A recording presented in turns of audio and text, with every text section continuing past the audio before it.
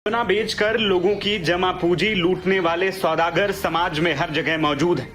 ऐसा ही एक सौदागर गोरखपुर की सरजमी पर देखने को मिला, जब उसने गरीबों के सपने बेचे और अमीर बनने के ख्वाब दिखाकर उनकी जमा पूंजी लूटकर फरार हो गया। अब लोग अपनी पूंजी वापस पाने के लिए दर दर भटक रहे हैं, लेकिन उनकी फरियाद सुनने वाला कोई नहीं है। गोरखपुर के शाहपुर थाना क्षेत्र के बिछिया जंगल तुलसीराम में अवर गोल्डन फ्यूचर अवॉक्सी बैंक प्राइवेट लिमिटेड द्वारा हजारों लोगों के करोड़ों रुपए लेकर फरार होने का एक गंभीर मामला सामने आया है। पीड़ितों का आरोप है कि बैंक मैनेजर और उसके एजेंट ने लोगों को धन दोगुना चौगुना करने के सपने दिखाए और उनकी जमा पूंजी इकट्ठा कर ली और धीरे से फरार हो गया। लोग अपनी मैच्योरिटी लेने जब बैंक पहुंचे तो वहां ताला लगा हुआ था। साथ ही एक नोटिस चस्पा था कि वो किसी जरूरी काम से बाहर जा रहा है। बैंक 4 दिन बाद खुलेगा। लोगों को लगा कि ठीक है, कोई बात नहीं, 4 दिन बाद ही सही, लेकिन 4 दिन बाद जब लोग वापस बैंक आए तो स्थिति जस की तस थी। धीरे धीरे बातें हवा में तैरने लगी कि बैंक प्रबंधक फरार हो चुका है। फिलहाल मामला पुलिस तक पहुंचा है, शिकायत की गई है, लेकिन अभी तक कोई भी एक्शन नहीं लिया गया है। इस आवर कृषि बैंक के शिकार हुए हैं।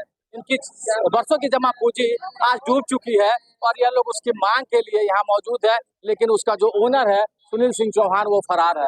हमारे साथ जो पीड़ित है उनसे कुछ बात करेंगे, आइए जानने की कोशिश करते हैं। क्या कहेंगे, किस तरह क्या मामला है? तो आप लोग मामला ये सर, ये बिछिया में प्राइवेट बैंक खोले हैं और इसके ऑनर है सुनील सिंह चौहान और बंटी चौहान। और ये लोग डेली के बेस पे पैसा लोग जमा करते थे और 1 साल का खाता, 1.5 साल का, 2 साल का, 2.5 साल का खाता खुलता था, मेच्योरिटी होता था, पैसा देते थे। लेकिन ये इस बार क्या हुआ कि मेच्योरिटी हुआ, हम लोग का मेच्योरिटी हुए लगभग 1.5 महीना हो गया और जब हम लोग पैसा के लिए दिसंबर से ही बोल रहे थे कि आज देंगे, कल देंगे, इस डेट पे देंगे, देते देते 5-6 महीना हुआ और आते आते ये रक्षाबंधन तक फरार हो गया। किसी को कानो कान खबर में नहीं लगा, बंद करके ऑफिस निकल लिए। हम लोग ऑफिस से पहुंचे तो यहाँ पे नोटिस लगा हुआ था कि 4 दिन बैंक बंद रहेगा। 4 दिन हम लोग सोचे कि फिर 15 तारीख तक खुलेगा, लेकिन आज तक ये बैंक खुला नहीं और उनका पता भी नहीं चला वो कहाँ पे फरार हो गया। आप लोगों ने कहीं कंप्लेन दर्ज कराई है, किसी से मिले? कंप्लेन सर इसका हुआ है, पुलिस चौकी पर कम से कम 15 FIR इसके ऊपर हो चुका है, लेकिन कोई कार्रवाई नहीं है प्रशासन की तरफ से। यानी कि उच्च अधिकारी से अभी मुलाकात नहीं हुई? नहीं, फिर अभी अधिकारी कोई कार्रवाई नहीं हो रही। तो परिवार जनों से कोई आश्वासन? परिवार दोनों से कोई फ्रंट पे आ ही नहीं रहा है कि कोई आश्वासन दे, न बात हो पा रही है। वो भी लोग ताला बंद करके इधर उधर लोग रह रहे हैं, सोने के टाइम पे आ रहे हैं, लेकिन कुछ आश्वासन नहीं। कितने लोग पीड़ित हैं सर बिछिया में तो पूरा घर पीड़ित है, पूरी दुकान, ऐसा कोई नहीं होगा जिसके दुकान का खाता ना बचा ही नहीं। सारी कितना क्या रुपया कितना रुपया होगा? सर मेरा अगर देखा जाए तो मेरा कम से कम 1 लाख रुपया है, मेरे मामा जी का 1.5 लाख रुपया, मेरी छोटी सिस्टर का 50,000 रुपया, लगभग 3.5 लाख रुपया मेरे 3 परिवार से।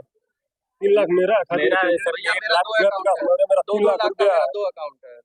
विजय माल्या भाग गए, बिछिया के विजय माल्या बन रहे हैं। विजय माल्या देख सकते हैं कि विजय माल्या की तरह उनको आप यहाँ क्या है, किस तरह से है, क्या है? एम्प्लॉय थे, एजेंट थे, 2 साल पहले ज्वाइन किए थे हम। हाँ, और सैलरी बेसिस और एजेंट पे कमीशन बेसिस था। हाँ, अकाउंट खोलने पे कमीशन मिलता था और इससे सैलरी मिलता था। कितना तो आप लोग सैलरी मिल जाती है? सैलरी हम लोग का नवंबर तक मिला और दिसंबर से ये पेमेंट देने में आनाकानी करने लगे। आनाकानी करने लगे तो हम लोग पूछा भी गया सर ऐसा क्यों हो रहा है। कलेक्शन जारी था उस दौरान? हाँ, उस दौरान कलेक्शन जारी था। हाँ, बोले थे हम लोग बंद करने वाले थे, मार्च में हम लोग कलेक्शन बंद करने वाले थे। तो ये बोले कि हमको 2 महीने का टाइम दे दो, जमीन बेच के हम लोग इनका सबका पैसा दे देंगे। तो जमीन ये बेचे पर्यटन विभाग को तो 20 लाख रुपए आया, कुछ 20 लाख रुपए आया तो सब कस्टमर लोग ने किसी कस्टमर को वो दे दिए। उसके बाद हम लोग बोले हम लोग का सैलरी लगभग दिसंबर से बाकी है। अब कुल एजेंट का सैलरी मिला के लगभग 14-15 लाख रुपए बाकी है। हम लोग बोले कि सर क्या होगा हम लोग की सैलरी का? तो ये बोले कि अगला पेमेंट जब आएगा पर्यटन विभाग से तो हम लोग बेच के उसको सबका पैसा भी दे देंगे, तुम लोग का सैलरी भी दे देंगे। लेकिन ऐसा कुछ हुआ नहीं, बस आश्वासन पे आश्वासन। कितना अमाउंट होगा कुल मिला जुला करके? जो कुल मिला जुला के 5 से 10 करोड़ रुपए के आसपास होगा सभी अच्छा। लोगों मिला के, और लगभग 1200 लोग। कब से ये बैंक चल रहा था? और ये बैंक चल रहा था सन 2016 से। इसका रजिस्ट्रेशन ऑनलाइन हम देखे थे सन 2016 या 17 में इसका रजिस्ट्रेशन। कितने लोग होंगे जिनका पैसा इस तरह से फंसा हुआ? कितने खाते हैं होंगे? 1200 से 1500 लोग होंगे।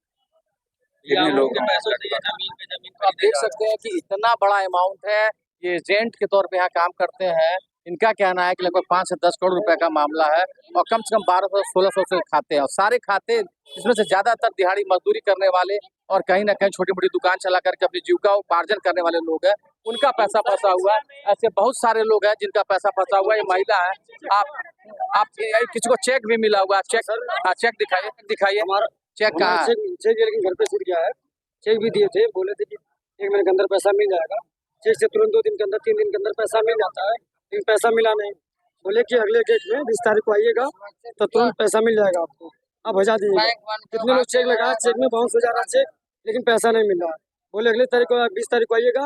20 तारीख को आने के बाद पता चला ताला बंद है, घर पे भी ताला बंद है, यहाँ भी सारे लोग परेशान है। तो चेक आपने बाउंस कराने बैंक में लगाया था, बाउंस हो गया? बाउंस चेक हो गया सर। मुकदमा दर्ज कराया आपने? नहीं सर, आप मुकदमा पहले ठेला से कमाने खाने वाला आदमी, हम लोग का यहाँ घर द्वार है, जब लोग जाएंगे मुकदमा करने के लिए हम लोग का कोई हेल्प करता है?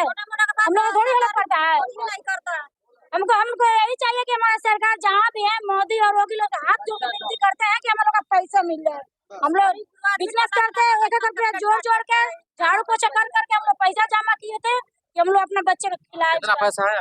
हमारा 1,09,000 थे, काट छपट के 47 रुपया 57,000 बनाए थे।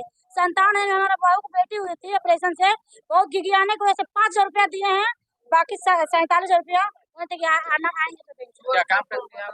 हम सब्जी बेचते हैं और झाड़ू पोछा करते हैं। देख सकते हैं कि सब्जी बेचने वाले कहीं ना कहीं झाड़ू पोछा घरों में छोटी छोटी नौकरी करके छोटी छोटी जीविका